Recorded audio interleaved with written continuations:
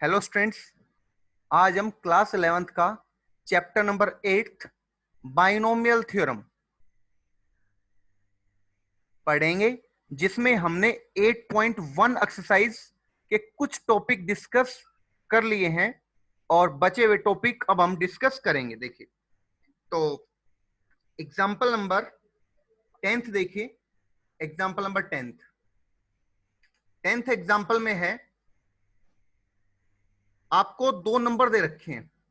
एक नंबर तो दे रखा है 1.1, उसकी पावर दे रखी है आपको 10,000। 10,000, ठीक है। और एक नंबर दे रखा है सिंपल 1,000। अब हमसे ये पूछा इन दोनों में से कौन सा नंबर ग्रेटर है, ठीक है। इन दोनों नंबर्स में से कौन सा नंबर ग्रेटर है वो हमसे पूछा गया है यहाँ पे। तो हम कैसे करेंगे इस क्वेश्चन को, देखिए। हम लेफ्ट हैंड साइड जो लिखा हुआ है उसको हम सोल्व करते हैं। तो इसको लिखते हैं 1.1 को 1 प्लस 0.1 और उसकी जो पावर है वो है 10,000, ठीक है। अब जब हम इसके ऊपर बाइनोमियल एक्सपेंशन लगाएंगे तो आप ऑब्जर्व करोगे यहां पर कितना आएगा, 10,000 C0, ठीक है। 10,000 C0 आएगा और 1 की पावर कुछ भी आपको लिखने की जरूरत नहीं है। और 0.1 आएगा, उसकी पावर है वो 0 होगी, वैल्यू तो 1 ही आएगी यहां से फिर भी। प्लस फिर यहां पर है 10,000 C1 और 0.1 की पावर 1 आ जाएगी, ठीक है। इसी तरह से हम आगे की जो और टर्म्स हैं उनको भी हम लिख सकते हैं, लेकिन हमें उनकी जरूरत नहीं पड़ेगी क्योंकि हमारा जो टारगेट है वो है 1,000 से इसको बड़ा प्रूव करना। तो हम यहां से दो टर्म में ही ऑब्जर्व कर सकते हैं इसको। तो देखिए, जो यहां पे जो फर्स्ट नंबर पे मैंने टर्म लिखी हुई है, इसको अगर मैं सोल्व करूंगा तो आएगा 1 ये, ठीक है। यहां से आएगा 1 प्लस यहां पर लिखा हुआ है 10,000 और 10,000 C1, ये तो हो गया 10,000 और 0.1 रेज टू पावर 1 है, 0.1 रेज टू पावर 1। इसको क्या लिखेंगे, देखिए इसको लिखेंगे मल्टीप्लाइड बाई 1/10 प्लस आगे चलता रहेगा ऐसे ही। और इसको अगर हम सोल्व करेंगे तो ये हो जाएगा 1 प्लस कितना हो जाएगा, सिर्फ 1,000, ठीक है। प्लस ये आगे एक्सटेंड होता रहेगा, चलता रहेगा ऐसे, ठीक है। और इसको क्या लिख सकते हैं, देखिए इसको लिख सकते हैं यहां से 1,001, ठीक है। 1,001 आ जाएगा, प्लस आगे चल रहा है। तो आप ऑब्जर्व करो दो टर्म का सम ही 1,001 आ गया। इसका मतलब जो ये टर्म है ये 1,000 से तो ग्रेटर होगी होगी, ठीक है। तो इनमें से कौन सा बड़ा होगा ये हम समझ सकते हैं। यहां से 1.1 रेज टू पावर 10,000 है वो बड़ा होगा यहाँ पे, ठीक है। ये आपको यहां से समझ में आ गया होगा, ठीक है। ओके, अब हम करते हैं इसका एग्जाम्पल नंबर 11th। तो एग्जाम्पल नंबर 11th में क्या दे रखा है, पहले ये देखिए, क्वेश्चन का स्टेटमेंट पढ़ता हूं मैं। यहां पर हमारे पास 1 plus A x, 1 plus A x, उसकी पावर दे रखी है हमें n, और इसकी हमें 3 टर्म्स दे रखी है। जब हम इसको एक्सपेंड करते हैं तो उसने ये कह रखा है कि यहां से कितना आएगा, 1 प्लस 12x आएगा प्लस 64x² आएगा प्लस ऐसे चलता रहेगा आगे। लेकिन ओरिजिनली अगर हम 1 plus A X raise to power A N को लिखेंगे तो कितना आएगा, देखिए सबसे पहले आएगा NC0, ठीक है। लिख देता हूं, चलो मैं, सबसे पहले आएगा NC0, फिर 1 की पावर n-0 आएगी, वो लिखने की जरूरत नहीं है, और AX की पावर 0 आएगी, वो मैंने लिख दिया यहां से। चलो वैसे ये भी 1 आएगा, प्लस फिर आएगा NC1 और यहां से होगा AX, उसकी पावर आएगी 1 plus NC2 ax power 2 plus ऐसे चलता रहेगा यहां से। अब मैं अगर इसको सिंप्लीफाई करूंगा तो यहां पे कितना आएगा, 1 आएगा, प्लस nc1 है उसकी वैल्यू n होगी, और ax रेज टू पावर 1 है तो वो हो जाएगा सिंपल ax यहां से, तो nax आ गया। प्लस अगर मैं nc2 को सोल्व करूंगा तो वो हो जाएगा n इंटू n माइनस 1, ठीक है, डिवाइडेड बाई 2 इंटू 1, और यहां से हो जाएगा a square x square, plus ऐसे चलता रहेगा। अब आप लोग देखिए यहां से, ये तो हमें क्वेश्चन में दिया हुआ था और हमने इसी एक्सपेंशन को सोल्व करके लिखा तो हमारे पास ये आया। अब मैं इन दोनों को कंपेयर करूंगा तो देखिए शुरू में तो दोनों के 1 है, तो यहां से तो हम n और a की वैल्यू नहीं फाइंड आउट कर सकते। क्वेश्चन में हमसे n की एंड a की वैल्यू फाइंड आउट करवाई हमसे, तो फर्स्ट टर्म को अगर मैं कंपेयर करूंगा 1 1 को, तो यहां से तो n और a की वैल्यू कोई भी फाइंड आउट नहीं हो सकती। अगर मैं सेकंड टर्म को कंपेयर करूंगा तो सेकंड टर्म में देखिए यहां से x के आगे जो x का कोफिशिएंट है वो na है, ठीक है, नीचे वाले सर्कल में, और ऊपर वाले सर्कल में 12 है, तो na की वैल्यू 12 आई। एंड जो एक्स स्क्वायर का कोफिशिएंट है उसकी अगर मैं बात करूं तो वो आएगा n into n minus 1 upon 2 multiplied by A square, और ऊपर वाले जो स्टेटमेंट है जिसमें सर्कल लगा हुआ ऊपर, इसमें कितना लिखा हुआ है यहां से देखिए 64, ठीक है। अब हमें इन दोनों को सिंप्लीफाई करना है और n की और a की वैल्यू यहां से फाइंड आउट करनी है। तो हमारा क्या प्रोसीजर हो सकता है, देखिए अगर मैं यहां से देखो, अगर मैं यहां से na की वैल्यू 12 है, na की वैल्यू 12 इसमें जनरेट करना चाहूं तो आराम से जनरेट हो जाएगा। कैसे, मैं इस a स्क्वायर को अंदर मल्टीप्लाई करता हूं तो एक तो हो जाएगा na, जो बाहर n है उसके साथ a रख लिया मैंने, और दूसरा a है उसको इस ब्रैकेट में मल्टीप्लाई किया तो ये हो जाएगा na minus a, na minus a divided by 2 is equal to 64, और उसके बाद na की वैल्यू 12 है, तो 12 into 12 minus a, 12 into 12 minus a upon 2 is equal to 64 है, ठीक है। यहां से आप अगर इसको सोल्व करोगे तो आपको a की वैल्यू मिलेगी, ठीक है, और a की वैल्यू कितनी आएगी यहां से, वो देखिए यहां से आएगी 4/3, ठीक है। यहां से आप अगर a को सोल्व करेंगे तो a की वैल्यू आएगी 4/3। अब अगर इस 4/3 को मैं सब्सटीट्यूट कर देता हूं a की वैल्यू यहां पर, तो यहां से n की वैल्यू भी आप फाइंड आउट कर सकते हो, n into 4/3 is equal to 12, तो n की वैल्यू यहां से सोल्व करने पर आपके पास आएगी कितनी, 9, ठीक है। तो हमें क्वेश्चन में सिंपली ये पूछा गया था कि n की वैल्यू और a की वैल्यू आप बताइए यहां से क्या होंगी, ठीक है। उसके बाद बात करते हैं नेक्स्ट क्वेश्चन की। देखिए नेक्स्ट क्वेश्चन में आता है क्वेश्चन नंबर 12। क्वेश्चन नंबर 12 में है prove that summation r is equal to 0 से लेके n तक दे रखा आपको, और किसकी वैल्यू है, कहां से कहां तक जाएगी r की वैल्यू, कौन से एक्सप्रेशन में हमें रखना है, तो वो मैं एक्सप्रेशन लिख रहा हूं 3 raise to power r multiplied by NCR is equal to 4 raise to power n।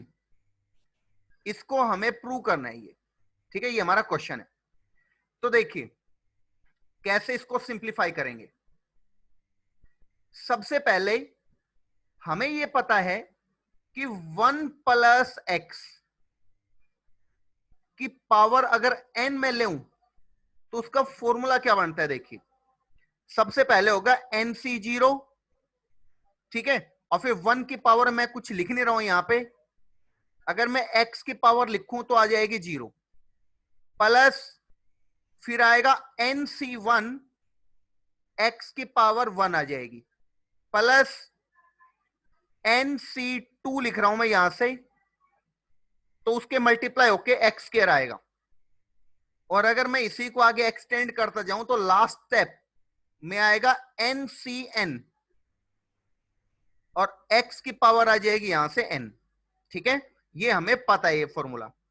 अब मैंने ये क्यों लिखा, देखिए हमें जो प्रूव करना है 4 रेज टू पावर n, उसमें एक तो पावर में n चाहिए, तो यहां पे मैंने पावर में n लिखे, फर्स्ट पॉइंट तो ये है। अब अगर मुझे 4 चाहिए तो मैं x की जगह पे पुट कर देता हूं, इसमें कितना पुट करना चाहिए, अगर मुझे 4 चाहिए तो 3 पुट करना चाहिए। अगर मैं x की जगह पे 3 पुट कर देता हूं तो लेफ्ट जो राइट साइड में लिखा हुआ है 4 रेज टू पावर n, वो हमारे पास जनरेट हो जाएगा इसके लेफ्ट साइड में। तो कैसे होगा देखिए, 1 प्लस 3 और उसकी पावर n हो जाएगी अगर हम x की जगह पे 3 सब्सटीट्यूट करते हैं तो, और यहां पर NC0 है, NC0, और x की जगह पे यहां पर भी हम 3 सब्सटीट्यूट करेंगे तो 3 raise to power 0 plus NC1 3 raise to power 1 हो जाएगा, प्लस NC2 और 3 का स्केयर हो जाएगा। ठीक है, और इसी चीज को अगर हम आगे प्रोसीड करते रहेंगे तो हमारे पास लास्ट स्टेप आएगा NCN x raise to power, x की जगह पे हमें कितना लिखना चाहिए 3, हम 3 सब्सटीट्यूट कर रहे हैं x की जगह पे, तो यहां पर आएगा 3 रेज टू पावर n।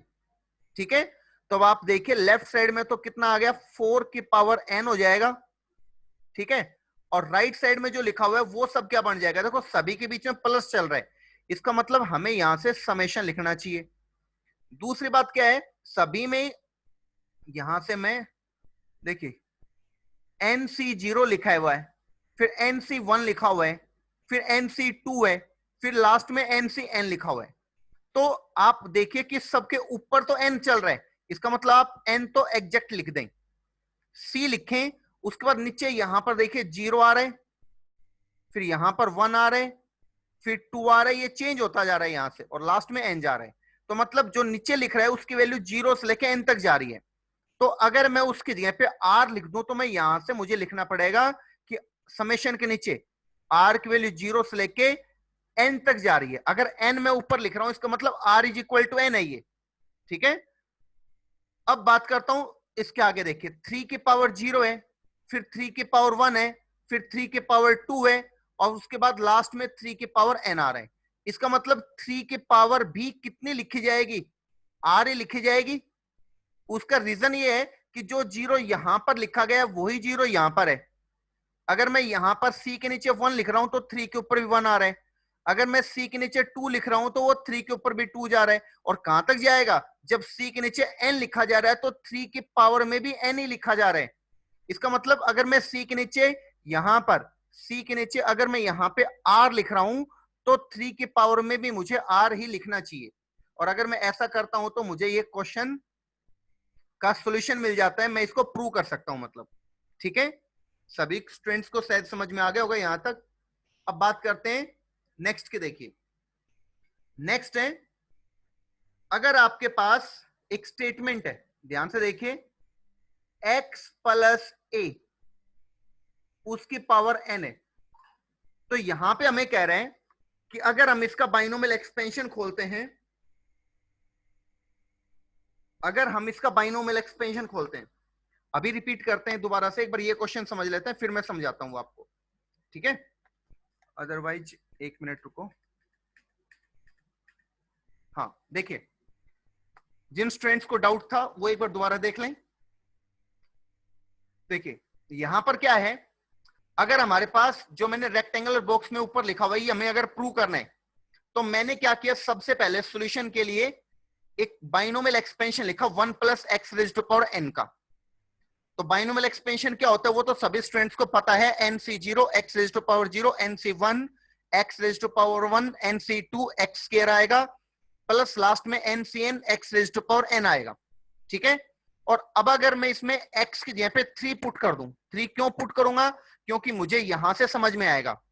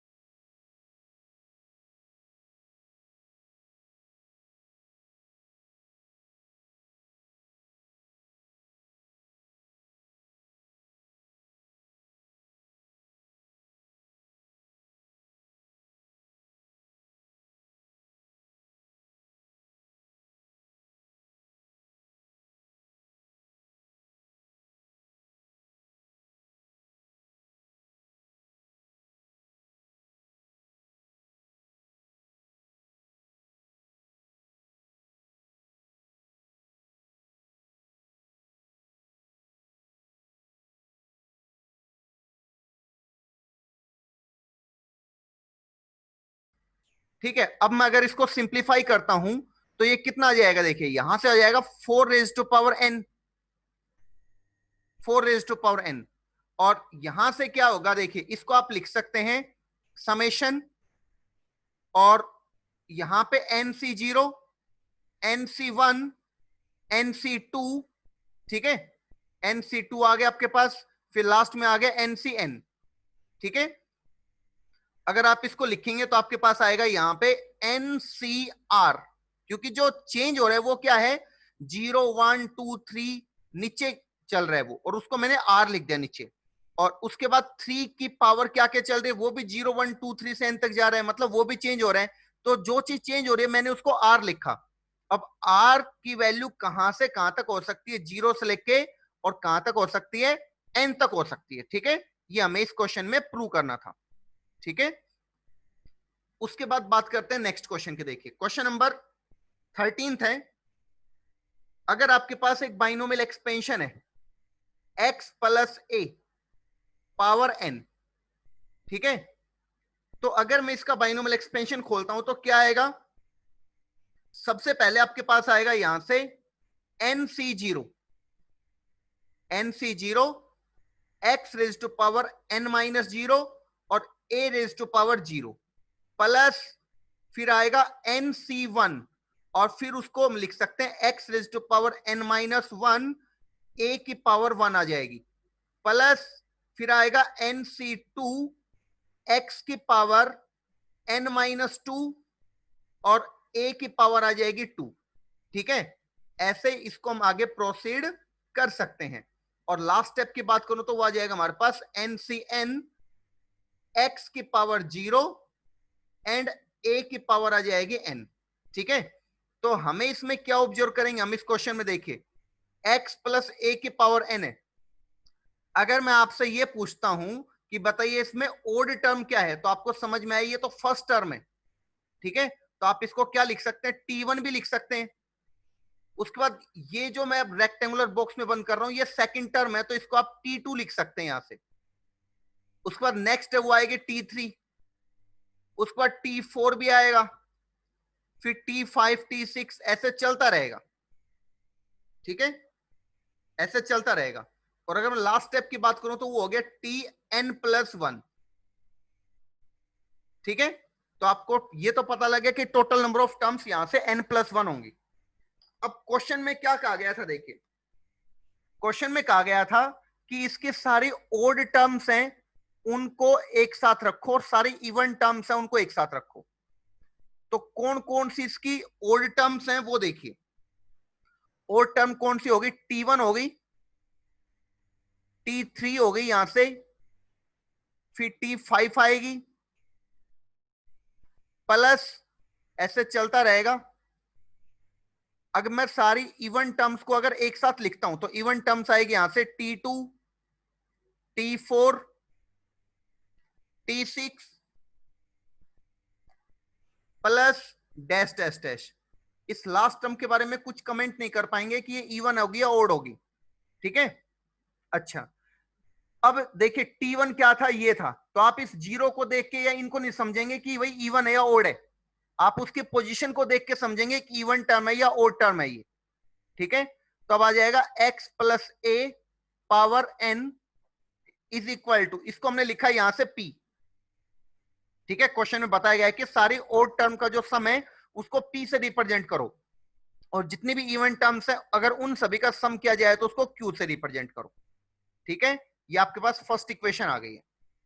अब हमसे क्वेश्चन में क्या प्रूव करवा रहा है वो देखिए, मैं ऊपर लिख रहा हूं यहां पे जो प्रूव करना है, p square minus q square is equal to X square minus a square power n है।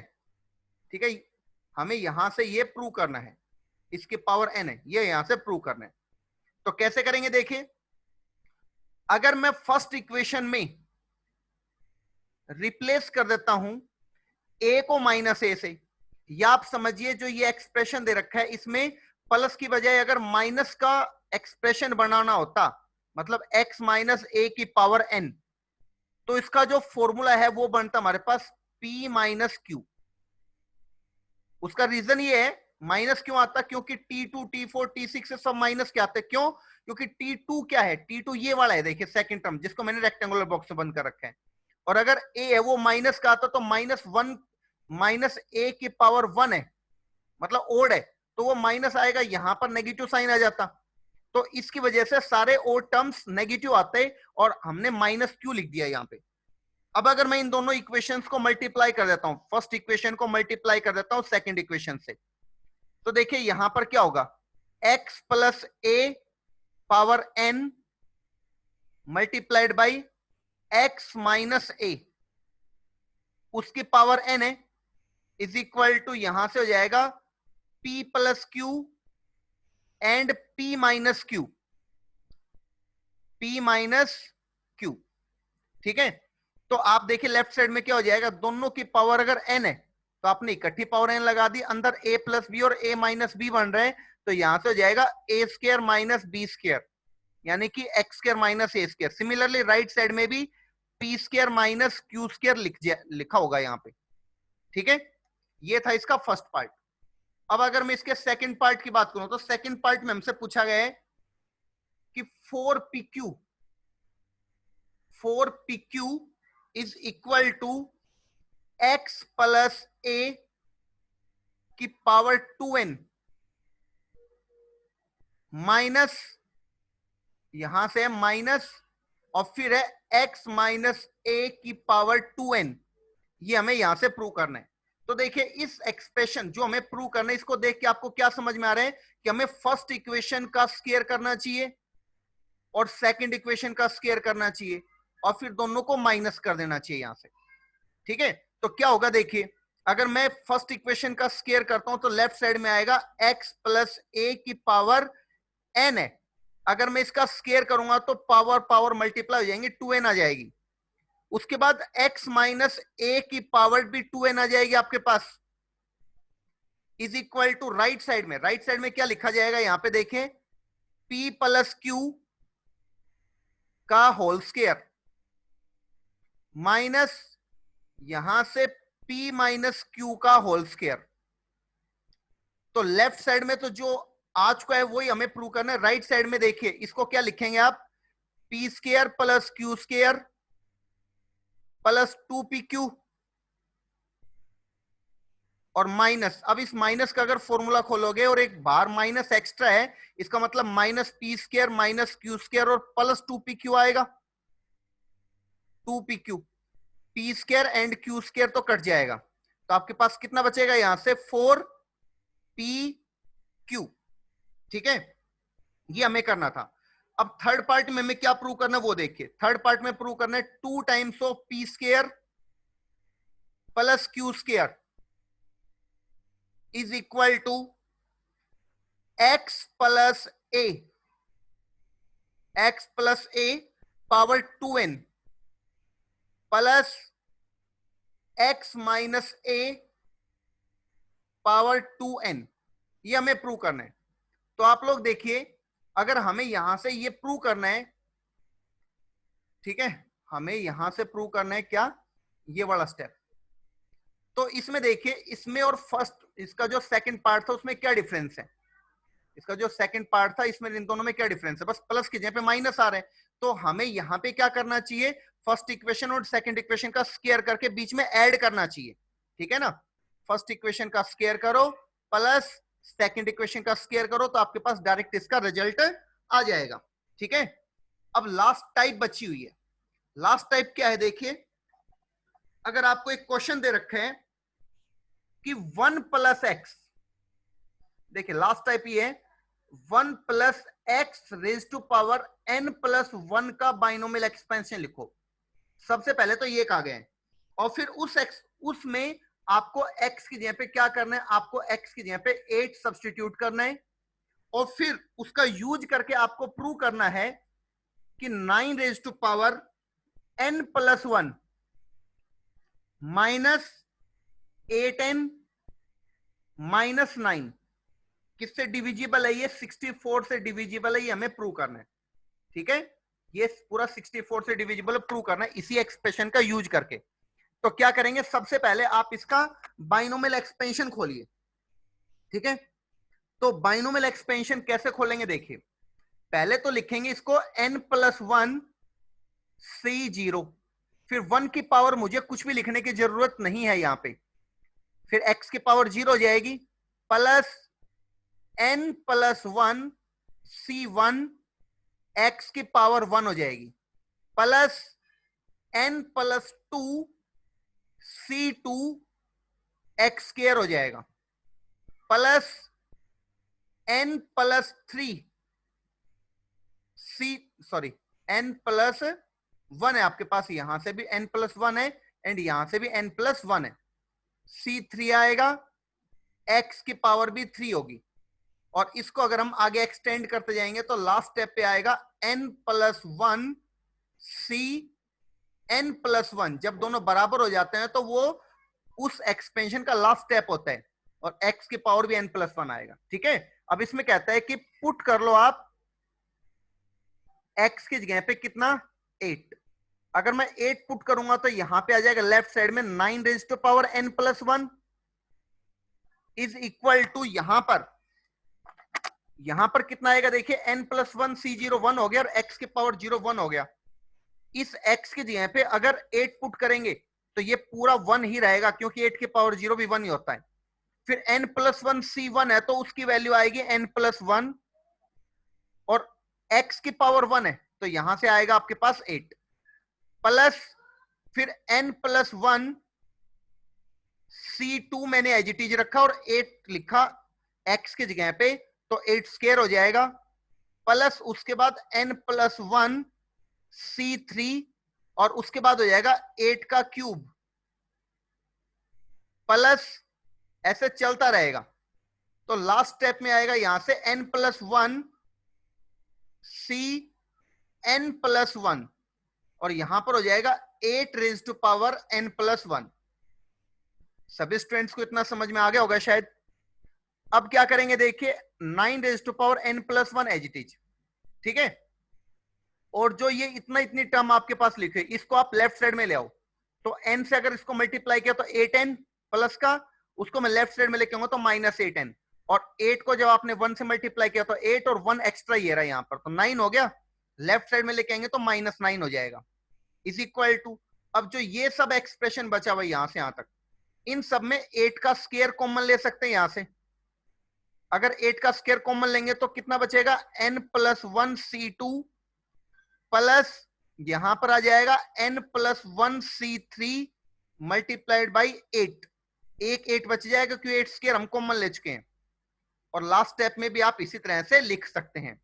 तो यहां पे हो जाएगा 9 raise to power n+1 -8n -9 is equal to, जो 8 का स्क्वायर है उसको 64 लिखेंगे मल्टीप्लाइड बाय जो ब्रैकेट है उसको लिखेंगे कि आपके पास यहां से कोई इंटीजर आया ये, ठीक है, अगर यहां से ये एक इंटीजर आ गया तो आप इस एक्सप्रेशन को देख के क्या कह सकते हैं, इस एक्सप्रेशन को देख के कह सकते हैं कि जो लेफ्ट साइड में लिखा हुआ है इक्वल से पहले वो 64 से डिविजिबल है उसको, ठीक है ना, कोई रिमाइंडर एक्स्ट्रा बच नहीं रहा है, तो ये हम यहां से प्रूव कर सकते हैं। ठीक है, तो ये थी लास्ट टाइप, ठीक है, इसी के जैसे एक दो एग्जांपल्स और हैं जो इसी टाइप से रिलेटेड है, वो आप अपने आप ट्राई करेंगे, और इसी के साथ आपकी जो फर्स्ट एक्सरसाइज है 8.1 वो कंप्लीट हो गई है, तो आप इसके डाउट्स मुझे सेंड कर दें। ओके।